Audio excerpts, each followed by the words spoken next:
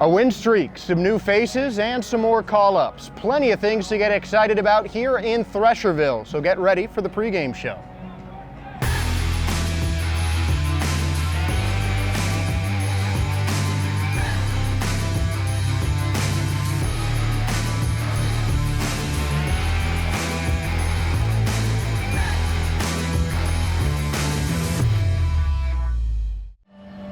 Welcome back into the Threshers Broadcast Network. Josh Sperber, Jesse Rodriguez here on the Threshers pregame show as we get ready for a 6-game set between the Clearwater Threshers and Fort Myers Mighty Mussels. The first time these two teams have played since mid-April here at Baycare Ballpark, and we'll see two different teams from that mid-April tilt, and the Threshers missing a very big name.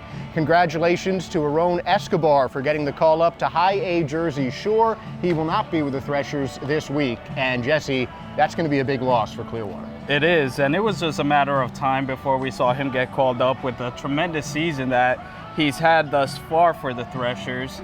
It was interesting to see him playing a little bit of third base right there before that call-up. It'll be interesting to see how he progresses moving forward and what position they really have him locked into. But congratulations to him. So many great memories here at Thresherville.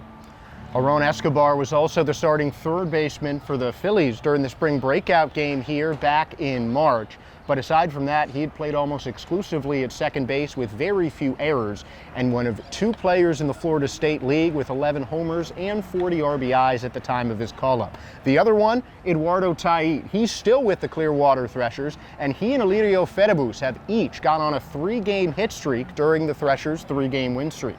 And more power being provided by Taiit, which is always a great thing to see him driving the ball. And Fedebus, it was interesting because before the 3 games on the road that he was having much better at bats than when he first came up, and you knew that it was just a matter of time before he started getting those base hits instead of those unlucky hits that he was hitting into. And you see Fedebus working deeper and deeper into counts. He got his first multi-hit game as a Thresher against the Tarpons and is back in the lineup as the first baseman on Tuesday night. John Spikerman is also someone who you can't discount his impact lately, coming off a career day where he tied his career high with his third ever 3-hit game, produced his first ever 4 RBI game, and became the second Thresher this season to score 4 runs in a single game. He went deep. That's always another good sign for him.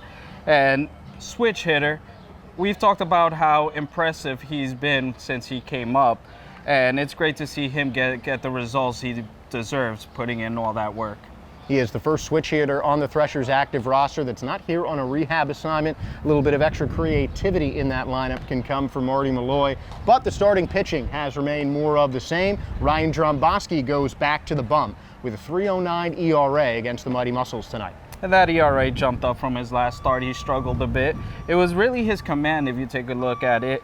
He gave up 4 walks, 2 home runs. So from what I could tell is he wasn't getting the ball over as well as he wanted to, and then tried to perfect it. The pitches were right down the middle, and they made him pay for it.